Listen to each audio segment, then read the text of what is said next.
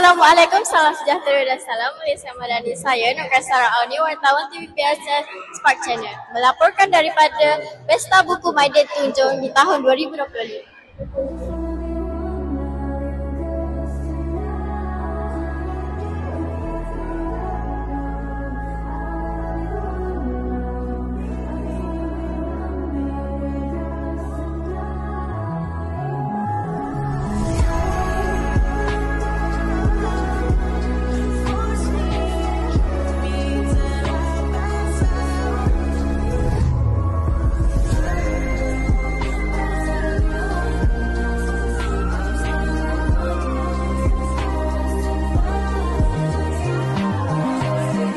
Saya bersama dengan Akak Aisyah Hijana.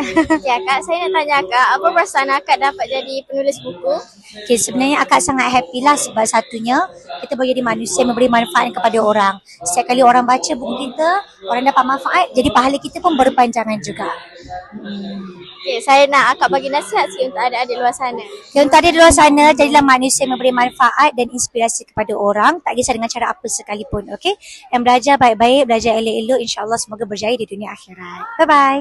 Terima kasih Kak. Sama.